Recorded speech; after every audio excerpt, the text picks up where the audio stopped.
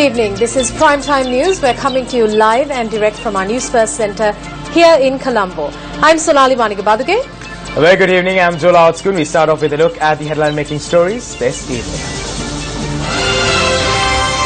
National program to be implemented to protect children from drugs. Minister Rajitha Senaratne elaborates on the president's stand on Mahinda Rajapaksa. ඊට පස්සේ ඉල්ලුවා ජාතික ලැයිස්තුව. ජාතික ලැයිස්තුව දෙන්නේ නැහැ. නාම යෝජනා දෙන්නෙත් නැහැ.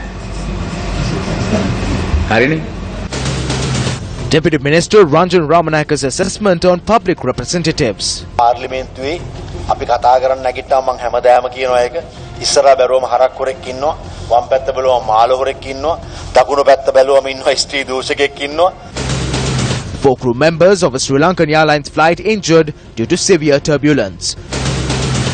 Government to repay up to 41% of the monies deposited in the bankrupt Golden Key credit card company.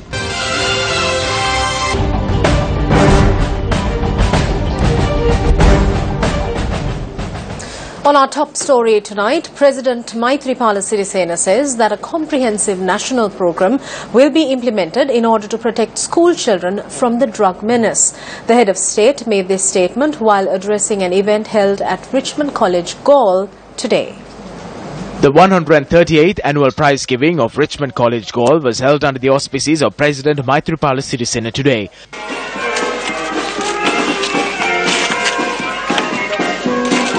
A floral tribute was paid to a military monument in commemoration of soldiers who were old boys of Richmond College, Galle, and died in line of battle.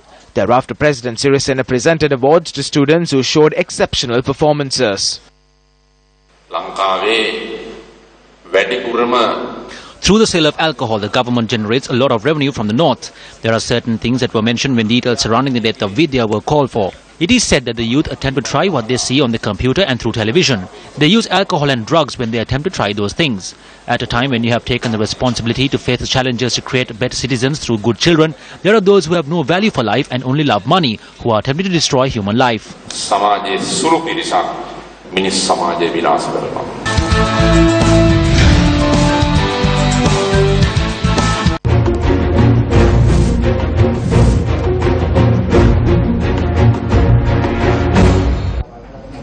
On to your developing story this evening. Cabinet spokesperson Minister Dr. Rajitha Senaratne today announced that it is the policy of the President to not provide nominations for drug barons and those involved to contest the next general elections. Meanwhile, the National Dangerous Drugs Control Board says that it has decided to undertake joint operations to raid narcotics. At the discussion held today, it was agreed to carry out joint raids with the senior police officers, the excise department and the customs. If you enter a village, there is a possibility of purchasing drugs. Therefore, as the chairman of the National Dangerous Drugs Control Board, I can say that I am not satisfied with the control of drugs.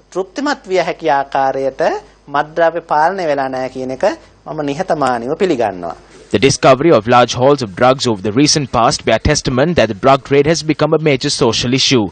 Drugs which are mainly used in the country by foreign nationals and those who arrive from abroad later spread across the capital and urban areas where tourists gather in large numbers.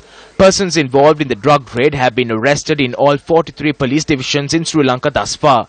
In addition, another astonishing fact that surfaced in the recent past was that it noted in reports that Sri Lanka was a hub in the drug trade. Recently, it was also said that politicians too were involved in this trade. I always say that whenever I stand to speak in Parliament, right in front of me is a cattle thief. To my left is a chain thief, to my right is a rapist, and to my northeast too are chain snatchers. Today the people have given us a parliament filled with persons who bring in drugs and moonshine dealers. Recently, President Maithripala Sirisena said that those involved with the drug trade will face capital punishment. He sought the support to pass a law. If that happens, over 100 of the 225 MPs will be behind bars. We will have to appoint 3 executioners. In Parliament, there are those connected to all of this. As a solution to this situation, leaders of many political parties signed the March 12th declaration launched by PAFREL. In the declaration, 8 factors needed to be looked into when providing nominations for public representatives.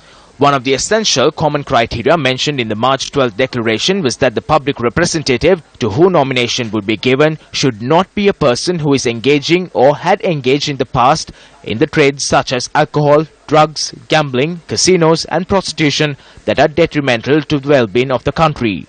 The March 12th movement is preparing to obtain 1 million signatures in order to urge that this declaration be enforced. This will not only be aimed at this election. We are aware that we cannot remove all those who we hope to be removed. However, until we achieve this change, we hope to operate this movement.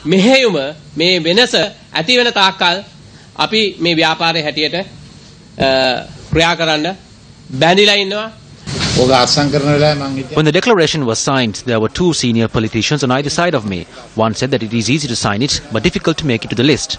That is the situation today.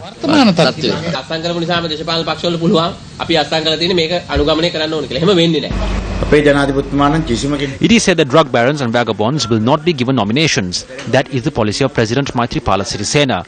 I do not know if they were given with the affiliated parties. ප්‍රතිපත්ති ඉතින් ඒකේ ඉන්න අනුශාංගික පක්ෂවල කට්ටිය කවුරු හරි දුන්නා නම් ඒක මන් දන්නේ.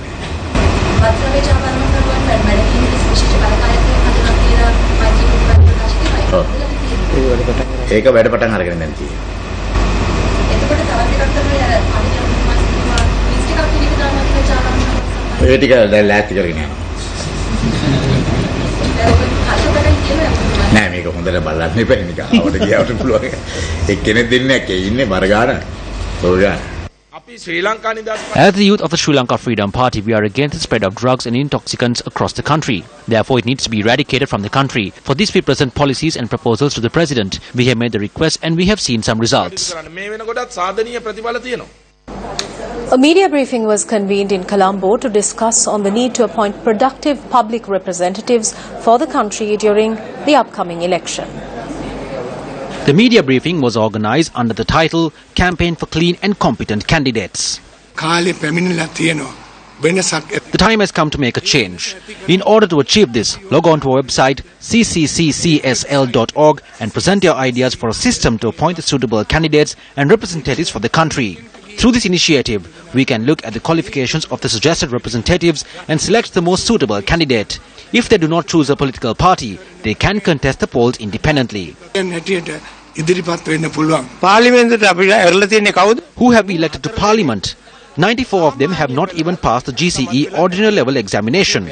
When we recruit janitors, we still look at their qualifications. But who do we appoint to Parliament? There is absolutely no qualification required. You either have to be a thug or have money. On most occasions, the money is not even yours, but stolen from someone else's pocket. It is people with such qualifications who are being elected to Parliament. If such a caliber of people continue to enter Parliament, the country holds no future. What we need is to create a fair country for our future generations. සාධාරණ රටක් ඇති කිරීමටයි.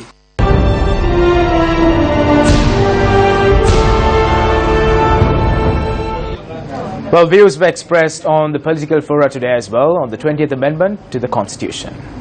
It is only a majority government that can pass the 20th Amendment to the Constitution. How can it be achieved by a minority government? This minority government cannot even pass a simple bill. How are they going to seek a two-thirds majority to pass a constitutional amendment? That is not possible to achieve.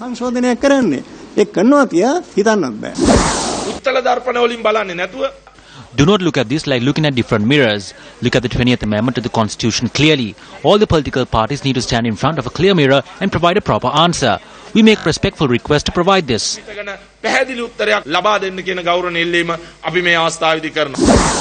When making a constitutional amendment, we need to make one that will last for a certain period of time. The amendments need to be implemented in a fair manner. There needs to be a representation of all communities and political views. If this is not taken into account, you cannot imagine in how many years we will receive this opportunity again.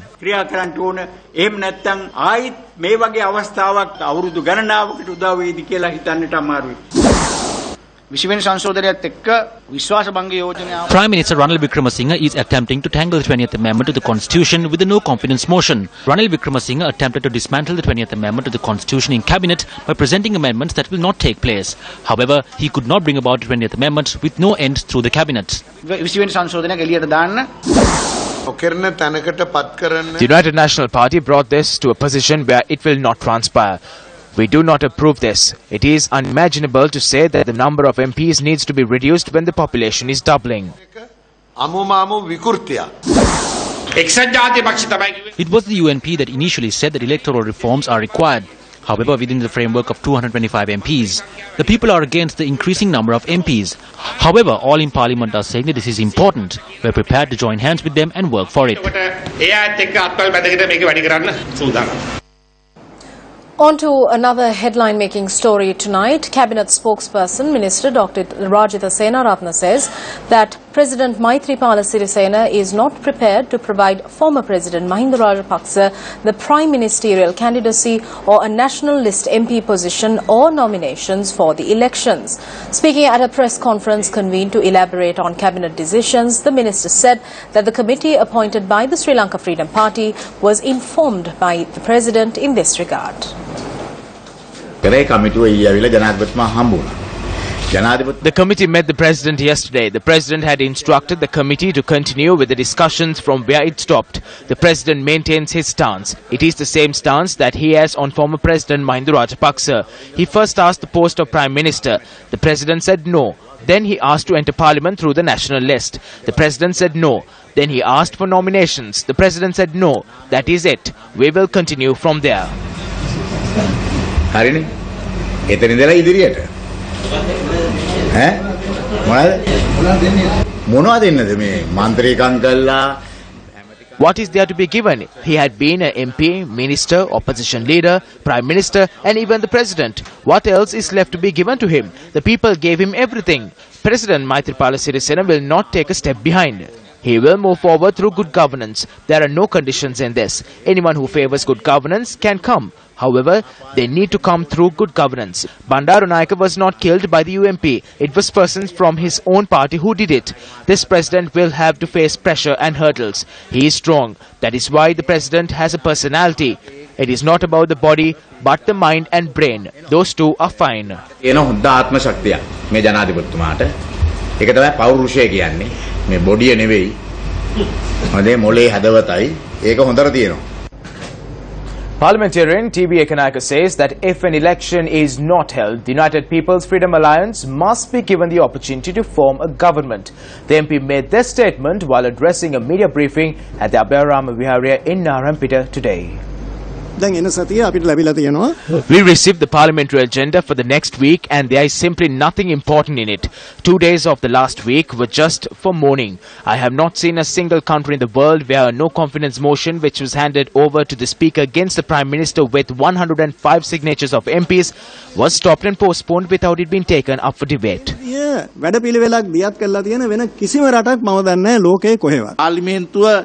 There is a cost of 1.9 million rupees for Parliament to convene on one day. Now after tomorrow, the agenda for mourning of MPs is over. Instead of destabilizing the country because of their inability, we propose that they either go for an election or the President, with the powers vested in him, should initiate a program where the government will be handed over to us so that we can create stability in the country. The United National Party says that the defeated group from Madamulana is attempting to dismantle the government's programs. Minister Gayantha Karunatilaka and Deputy Minister Ranjan Ramanayaka elaborated on this at a press conference convened today at the UNP headquarters, Sirikota.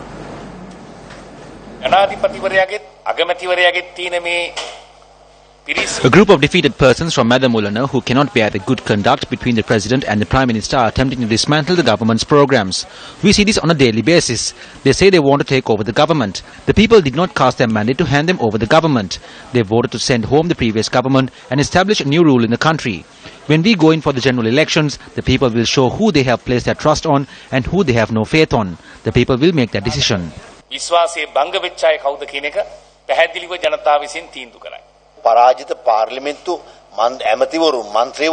Defeated ministers and MPs are making statements that President Maithripala Sirisena would present the prime ministerial candidacy to former President Mahinda Rajapaksa.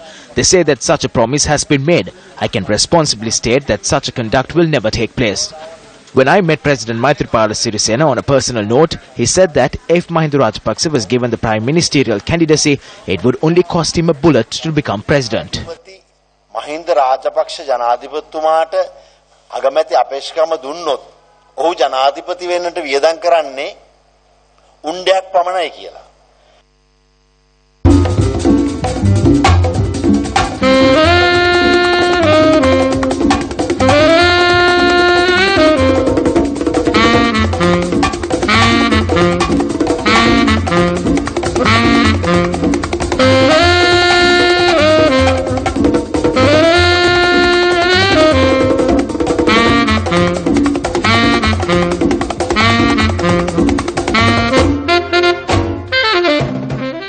This evening, 4 people have been arrested by the police for allegedly excavating for treasure in Muttur.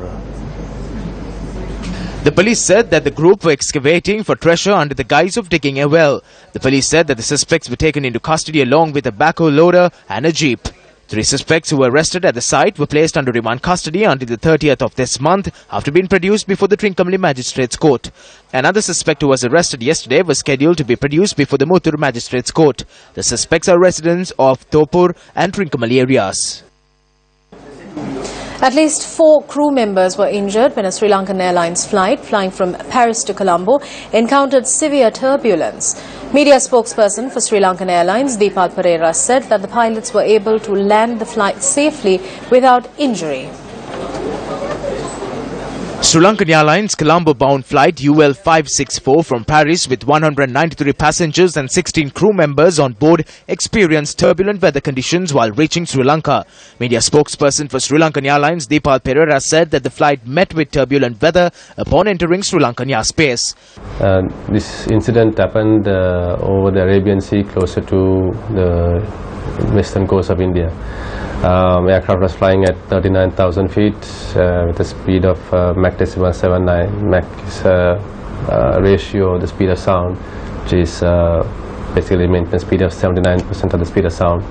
Normal speed of the aircraft is 82% due to the weather conditions and southwest monsoons that are occurring this time of the year in this region.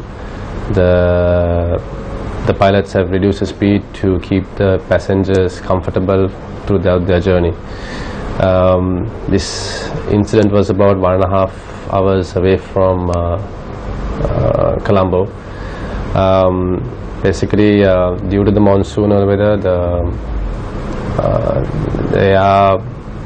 turbulent conditions, this aircraft hit a weather patch which was not depicted on the radar, and that climbed and descended, and a few injuries were caused. Subsequently, the aircraft was descended further down. Once the aircraft came to Colombo, no passengers were hurt, and medical services were offered to all passengers and crew. The injured crew members on the flight, which landed safely in Sri Lanka at 5:21 this morning, were rushed to hospital. The chief pilot of this flight possessed 20 years of flight experience, while his co-pilot too possessed 20 years of experience. Sri Lankan Airlines has also taken measures to obtain 2 reports over the incident as of this evening. Aviation is still the most safest way of travel, and our crews are professional, our airline is professional. Unblemished safety record, and have no fear of and be confident that we will take you to wherever you want to go safely. The government says that it has allocated 30 million rupees for each electorate for the development of rural roads. At a discussion convened at Temple Trees, the Prime Minister instructed the district secretaries to give priority to the completion of roads on which work had already commenced. The district secretaries were called to Temple Trees to discuss on the stalled government development projects. It was revealed that a large number of road development projects which commenced without proper procedure are stalled at present.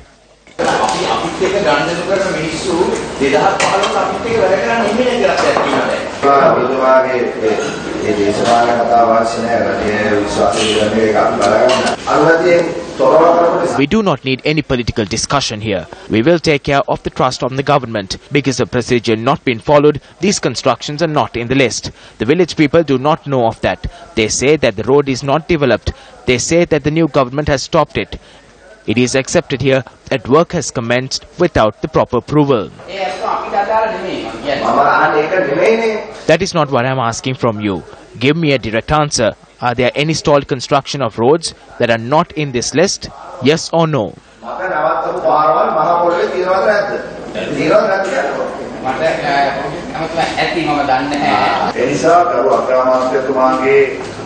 Under the instructions of the Prime Minister, we have commenced a program to renovate the roads in the rural areas.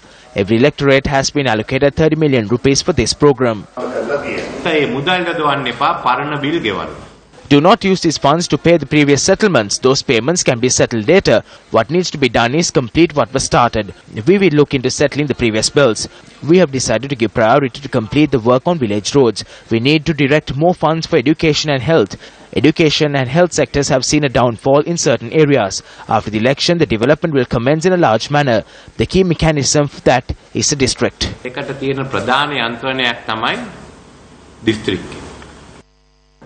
Minister of Housing and Samurdhi Sajith Premadasa says that a group led by former President Mahinda Rajapaksa is obstructing the programs of providing relief to the people. The minister made this statement while addressing an event held in Tangol.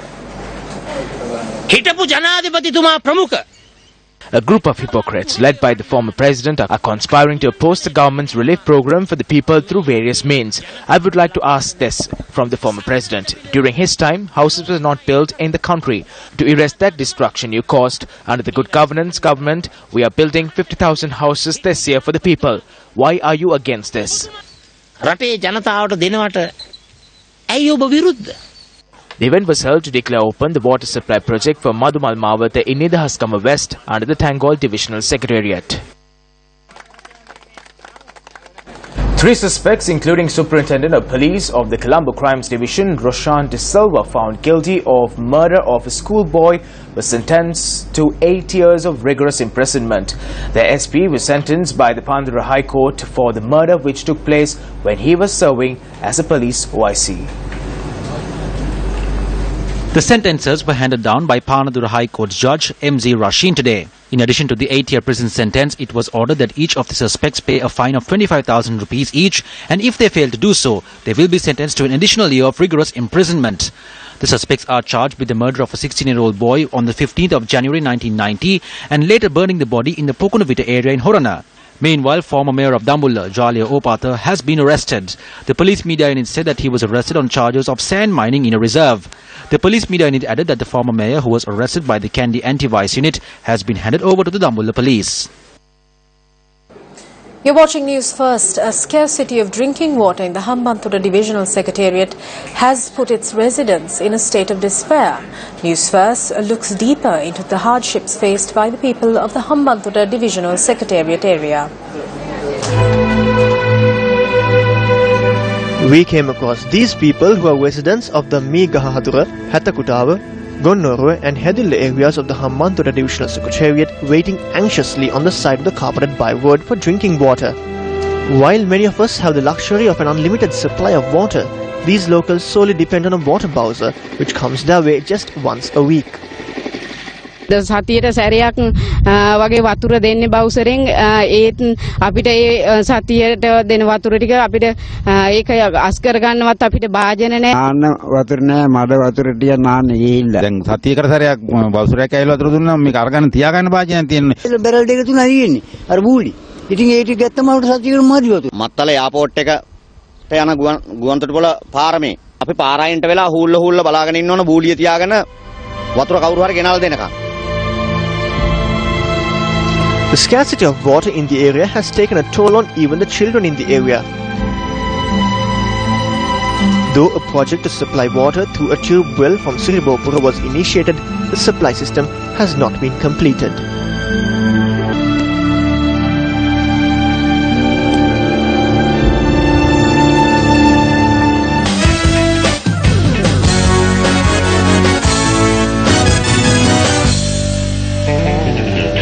Starting off with some cricket news, Sri Lankan opener Kaushal Silva was nearing a second test century when Sri Lanka finished day 2 of the opening test against Pakistan on 178 for 3 at the Galle International Stadium. Play ended 15 minutes before schedule with 8 overs still remaining due to bad light, with Silva unbeaten on 80 and captain Angelo Matthews on 10. Pakistani captain Misbah-ul Haq opted to bowl first, hoping the wicket that had been under cover for 2 days will help his seam bowlers. The bowlers created enough opportunities, but sloppy fielding saw several of them slip away from Pakistan. Star batsman Kumar Sangakkara started off positively by firmly driving the first ball he faced for 4. Sangakkara added 112 runs with silver for the second wicket and had a lot of luck. Sangakkara completed his 52nd half-century with some neat hits and soon after was dismissed by Wahab when he edged one straight to Yunus Khan at first slip. Sri Lanka promoted Lahiru Thirimana to number 4, position held by Mahela Jayawardena for 15 years. But he fell cheaply to the part-time spin of Mohammad Hafiz when he failed to clear mid-on. The National Olympic Committee has decided to organize a series of events in Mannar to mark Olympic Day, which falls on the 23rd of June. Sports First is the media sponsor of the event. A media briefing in this regard was convened today and was presided over by the chairman of the National Olympic Committee, Hemasiri Fernando. It was revealed at this briefing that the Olympic Day will be celebrated on the 22nd and 23rd of June in Mannar. The theme of this year's Olympic Day is reconciliation through sports.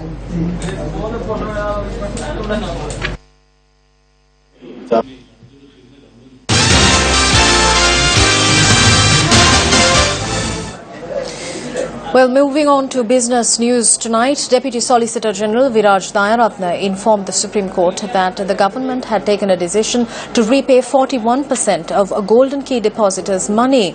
The announcement was made when the case was taken up before the 5-judge bench today.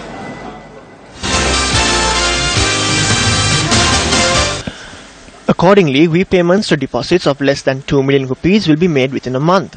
It has also been proposed to provide repayments for deposits ranging from 2 million to 10 million rupees within 2 months. The Deputy Solicitor General had informed court that repayments of all deposits exceeding 10 million rupees will be made within a year. The payment plan was for 41%. A portion of the 41% too had been made. Today the government made this proposal citing that the government would pay the 41%. It is fair that the assets of Golden Key are sold and sent directly to the treasury. While many of the depositors expressed joy over the decision, there was one depositor who objected to it. රජයේ මැදහත් වීම කරපු වරද ඔයාගේ කතා කිරීම කතා කරන්න මටත් දෙන්න මේ වෙලාවේ අපි රජයෙන් ඉල්ලීමක් කළා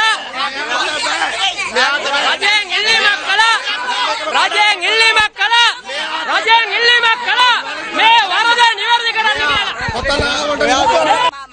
We boycott his speech.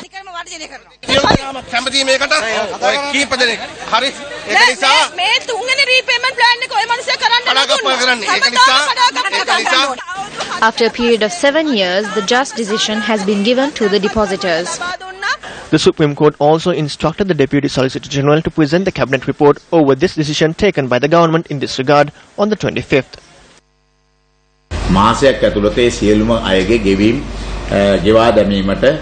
The payment will be made within a month. The assets of the credit card company will be liquidated and will be used for the payment. The proposal made by Prime Minister Ranil Wickremesinghe will be passed. Thereby, the government will pay a sum of 544.3 million rupees. The Cabinet approved the payment of all those deposits of 2 million rupees and above. There is 3,945.6 million rupees to be paid for deposits less than 10 million rupees. 4,055.1 million rupees will be paid for deposits over 10 million rupees.